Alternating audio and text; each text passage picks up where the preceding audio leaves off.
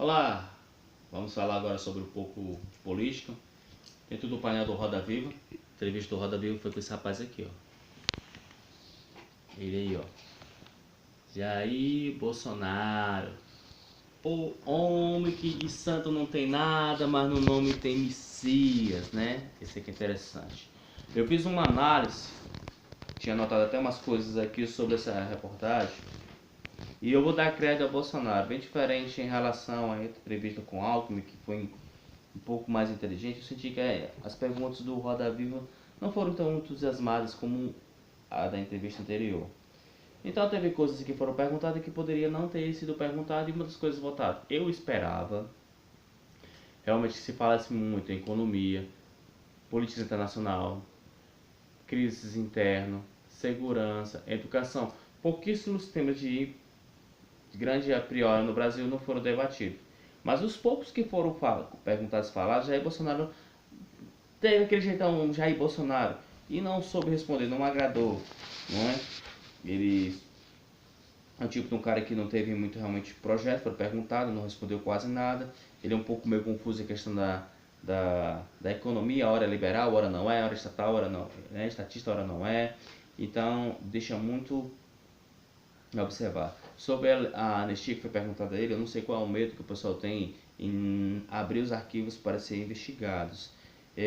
A gente sabe que dentro de um contexto histórico tem muita coisa que não foi elucidada com clareza sobre o regime militar.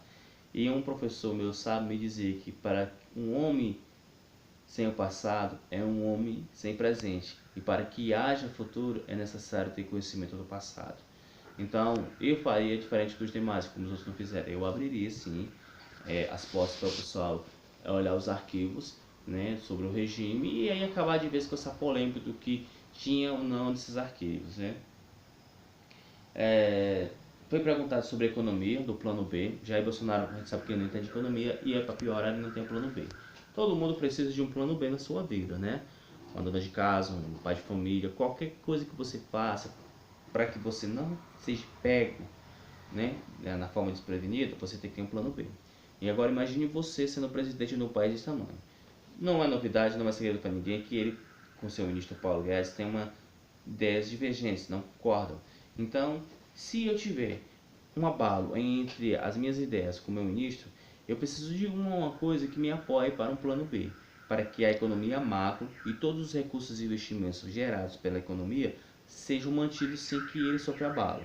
Porque a partir do momento nós tivemos uma crise política que gerou uma crise econômica, mas se eu tiver uma crise econômica, mesmo que a política não tenha passado por nenhuma crise, o país desmonta. Então é necessário que eu tenha essa questão. Foi até perguntado a ele por que é que dentro de 28 anos ele não se preparou para ter conhecimento de economia, já que ele disse que não conhece economia. É muito tempo, pessoal. 28 anos dá para você passar por todo tipo de ensino, fundamental, médio, a graduação, após o mestrado e o doutorado. Você chega com 28 anos de estudo e chega até mestre. Então, ao meu ver, foi o tipo de pessoa que se aproveitou muito por muitos e muito tempo no mesmo cargo, sem ter muita preocupação com isso, né? Essa questão do negro também foi debatida. Ele disse que não é racista, mas agora, quando você pega certos assuntos dele, você nota um punho de racismo dele. E outra coisa, uma frase, né? Por que tudo isso surgiu? A questão da cota. Então, se ele quer melhorar a questão da cota, que eu vou falar até mais à frente, a questão da educação, mas puxando o lugar da cota dos negros, essa frase que ele falou que os portugueses não pegavam os negros da África, os negros da África davam os negros presos para ser escravizados. Desde que o mundo, a gente conhece que existiu tanto na Europa quanto na Ásia, aquela história de civilizações, assim como na África também, de ter várias tribos lá e sempre tem uma guerrazinha por lá porque ninguém se entende. E aí você ganha o dominado e aí você o escraviza. Então a Europa com os bárbaros fizeram isso. Assim da mesma forma foi o Império Romano e tantos outros, e a África não seria diferente.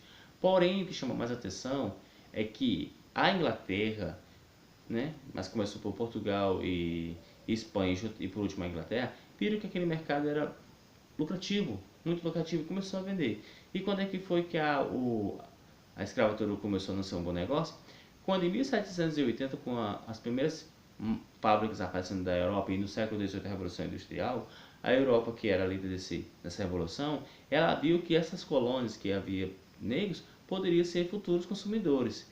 Então, para isso, eu precisava derrubar o regime de escravatura que existia em muitas colônias. O Brasil foi uma última delas, mas a Inglaterra participou já com a intenção de que essas pessoas se tornassem futuros compradores de produtos americanos, e nem americanos, de ingleses, né, para ser exato.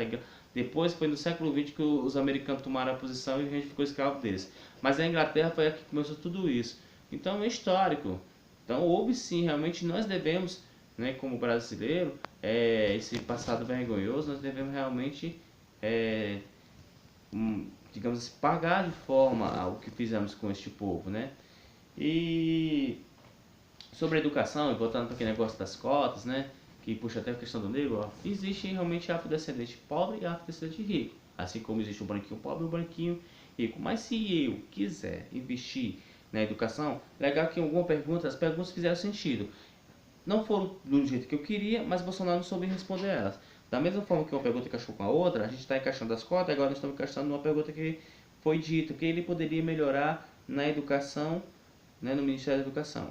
Ele não respondeu nada, ele tentou colar, dar um círculo colar para ver se chegava, fazer como no Ciro, mas o Ciro, quando ele faz aquele círculo, né, para dar aquela volta toda para fazer dar sua resposta, ele sai costurando os pontos. E Bolsonaro deixa muito ponta solta. Então, como é que eu faria? Ele disse que não gosta das cotas. Eu também não vou dizer que sou 100% das cotas, mas também não sou 100% contra elas. Mas para que eu possa dar inclusão a pessoas que precisam alcançar os níveis superior, é necessário que eu melhore os níveis fundamentais e médios da educação, não é? Então, o que eu faço? No Brasil, é menos de 800 milhões de reais que é investido em educação. Se eu tiver um projeto ambicioso de 1,1 a 1,2 bi, reduzindo algum investimento das cotas e outros lugares que eu possa retirar para investir na educação, que até no momento não teve um presidente desse país que tivesse um plano audacioso de médio e longo prazo para investimento na educação, eu copiaria o estilo padrão de ensino das escolas privadas, colocaria dentro das escolas públicas. Bacana. Para quê? Para que nesse período de 5, 10 anos, o aluno de escola pública tivesse condições de disputar por igualdade, né, com os alunos de escola privada, ou seja, equiparar a escola pública, de ensino de qualidade da escola pública, com o ensino de qualidade da escola privada, né? E aí, o que aconteceria? Dentro desse recurso de 1,1 ou 1,2 bilhões, eu daria um jeito de investir pesadamente no setor de ciência e tecnologia. Somos um país na qual não temos nenhum dos dois recursos, né, nessas duas áreas, com os recursos de alto investimento. Necessariamente precisamos ter mais investimento em tecnologia, éramos para ser país de tecnologia, mas ficamos no passado, né? E questão também da ciência, que os nossos cientistas precisam de apoio. E essa questão também fala sobre Dilma, ele adora falar sobre Dilma. Engraçado que ele tem uma fala de Nishi, ele não gosta de falar do passado. Mas para aquilo que convém ele vai buscar o passado de tudo que é político, né? Como se aquilo fosse algo que pudesse resolver o problema dele de imediato. Os seguidores dele têm uma visão, mas quem não é seguidor e está fora, veja muito bem a outra situação. Nessa coisa falando sobre o Jair Bolsonaro, eu vou dar crédito sim. Teve perguntas que ele não respondeu, se respondeu não foi baseado em cima daquela pergunta, mas também o Roda Viva não ajudou. As perguntas do Roda Viva eu não achei tão empolgante. Sobre o Vladimir Herzog, também não respondeu. Eu acho que, assim, a besteira maior dele foi dizer que o cara foi enforcado com 1,5 m, sendo que ele tinha 1,72 m. Isso também é sem lógica. Então, era necessário que abrisse mesmo, fizesse essa investigação, que aquilo foi o pivô de tudo para o fim do regime militar. Né? O cara foi desarmado, na livre e espontânea vontade, e foi torturado e morto. Isso o exército pode negar, mas isso aconteceu. Né? Sobre a questão do problema do trabalho. Ó, ele tem uma queixa, né, do trabalho rural, né, trabalho rural, mas ele tem uma queixa voltada com o estado do MST. Dentro do MST tem pessoas, trabalhadores, pais de famílias, né, que realmente necessitam da terra para plantar. O agronegócio é muito voltado para mercados internacionais em grande volume, e a agricultura de subsistência é esquecida, ela já não é esquecida, ela foi abandonada. Então eu tiraria certas pessoas que é prejudiciais ao movimento, ajudaria e as colocaria de forma que ela tivesse dentro numa inclusão social, que o pequeno agricultor ele precisa semente de terra para poder fazer as suas plantações e viver dignamente, né? Então nós temos um problema grande, porque hoje há um grande índice de desempregado no campo. Todo mundo não é segredo para ninguém que todas as tarefas rurais foram mecanizadas e aí se desempregou muita gente fora, que as condições de trabalho são desumanas. Ele não teve resposta para isso, então por um plano de ação.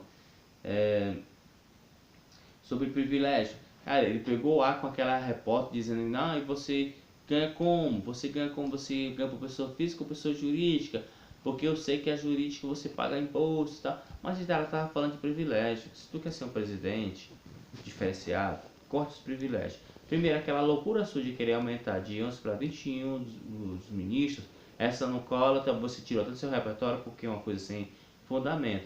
Mas, se você utiliza o auxílio moradia para comer gente, cara, tá, tudo bem, você recebeu para isso, mas será que é correto?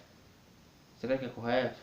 Você ter auxílio paletó, auxílio moradia, auxílio puxa-saco, para todo esse país tem que ter uma droga de um auxílio, sendo que isso é pago pelo nosso bolso, que poderia ser investido tanto na educação quanto na saúde, e isso foi até perguntado o que você faria para melhorar a saúde. Tu não me respondeu nada, Jair Bolsonaro. Tu falou aquela frase assim, que sem sentido, que o problema da mortalidade foi perguntado o que ele poderia resolver para a saúde, ele não respondeu legal, e ainda perguntaram na pergunta o que ele faria para reduzir a taxa de mortalidade. Ele disse que o culpado é o que a mãe come, e não o saneamento básico. Cara, isso, assim, foi uma das maiores bestas que foi dita. Ou seja, o problema da mortalidade é o que a mãe come e não o saneamento básico. Eu posso até querer concordar com você, porque uma má alimentação realmente vai gerar uma má gestação.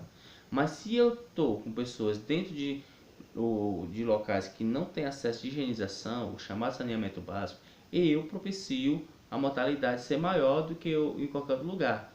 Então eu preciso dar um projeto de saneamento básico, né, para poder reduzir as enfermidades e daí eu começar a combater os problemas que gera a danada da mortalidade infantil. Por incrível que pareça, no século XXI, em pleno ano de 2018, ainda nesse país, morre-se muito crianças por questão de mortalidade infantil e há um problema muito sério nesse país de saneamento básico. Até agora eu não vi nenhum candidato, não era de esperar que esse fosse tiver um plano brilhante sobre esse problema, né?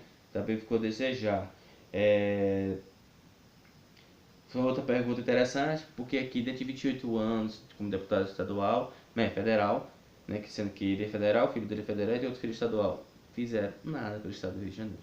Aí ele gosta de desvincular aquilo que não é, porque perguntaram a ele, quando ele foi no partido do PP, ele foi de partido de gente que estava envolvido com a Lava Jato, e era assim com o Eduardo Cunha. Ah, mas eu não sabia que o Eduardo Cunha era envolvido com corrupção. Não sabia? Cara, era assim com o cara, eu não sabia. Então, quando se fala que ele apoia o Pezão e apoia o Cabral, ele quer desvincular, mas foi verdade. Ele era meio assim lá dentro do pessoal. Agora, pela forma louca dele, claro que ele não teve acesso como queria, porque o pessoal tinha um medo dele. Mas dizer que ele não queria ou não estava lá, esse é lolota. Ele realmente participou e essas coisas não rolam, né? Sobre a greve dos caminhoneiros, também foi perguntar, ele disse que não participa nenhuma. Mas é engraçado que o Twitter dele, o Instagram dele é cheio de participação dessas coisas. Imagina se não participasse. Ele cometeu até uma gafa. Ele publicou fake news no Twitter e no Instagram dele. E ele foi desmascarado lá no programa do Roda Viva, que ficou com a cara no chão sem saber o que responder, viu? Olha só essa história dos fake news, viu? A carga tributária também foi perguntada a ele, porque a gente tem uma carga tributária de 30%. E como reduzir, né? Que ele não soube responder. Cara, ele não soube responder. Para eu poder responder como reduzir essa carga tributária, é necessário que eu tenha um papo bem afinado com o meu ministro da Economia. E até posso até concordar com ele, porque certas coisas que eu vou mexer em questão dos tributos, eu precisarei realmente projetos passados pela Câmara e para o Senado. Mas como ele não tem poder político, isso é coisa, mesmo que ele ganhe, ele não terá força para mexer nesses tributos. E reduzir a carga tributária de 33%, tem que ser uma pessoa muito persuasiva, ter projetos e dizer que isso vai melhorar o país, que vai fazer crescer. eu não posso dizer que se eu reduzir os impostos eu vou fazer as empresas crescer. E não só isso, não é o bastante. Há outros fatores, né? Perguntaram sobre a bandeira dele, ele desenrolou e fez, falou nada. Tem tanta coisa assim que ao meu ver, né? Essa questão do trabalho, da mecanização, do desemprego grande dentro do campo, que ele não conseguiu responder. E é porque não perguntaram ainda sobre o desemprego das cidades. Então, assim, comparando em relação aos outros candidatos, ele foi que menos apresentou planos mesmo, ele não tem projeto. Mas também eu não posso culpá-lo diretamente, até porque as perguntas do Roda Viva não foram perguntas bem empolgantes. Eu esperava perguntas mais voltadas realmente para seus problemas. Talvez se tivesse feito, ele não saberia responder. Mas os apoiadores vão dizer que ele respondeu, que ele deu boa, até um comentário disseram que não fez, que ele chegou dando voadora. Na verdade ele recebeu voadora. Ele se altera, ele não responde. Então assim, foi uma coisa decepcionante. Eu não acreditei que eu passei 1h30 assistindo isso aqui, que não gerou nada. E eu ainda estava querendo até acreditar que ele fosse com uma proposta legal que impressionasse os jornalistas e que pudessem cantar. Mas é aquele jeito truculento dele que não agrega a nada. Então, ou seja, o Alckmin foi, mas não achei legal porque o Alckmin ele tem outros interesses. Engraçado que perguntaram aqui porque ele bate em todos o teu grupo, e o grupo que ele não bate é dos banqueiros. Por que você não bate dos banqueiros mesmo, hein, Jair? Tem uma coisa que eu não prestei atenção ainda, tu não fala mal de banqueiro não, viu? Pra mim tu tá parecendo muito estilo gerador Alckmin. Também gerador Alckmin não gosta de bater em banqueiro não, viu? Esse pessoalzinho que enriquece, ganha um lucro gigantesco em cima da gente, né? Então, eu vou esperar agora, vou ver a do Ciro, dos outros, mas no momento a dele aqui foi a que me deu mais sono, não empolgou nada. E é aquela coisa, Bolsonaro, vai ser difícil para você. Mas dessa vez você vai passar ileso, porque também não gostei das perguntas do Roda Viva, esperava mais. Então, no mais, pessoal, foi isso. Não quero me prolongar desse vídeo, né? Até porque eu vou baixar esse vídeo e vou botar no meu Face para quem quiser assistir. Então, valeu, até a próxima.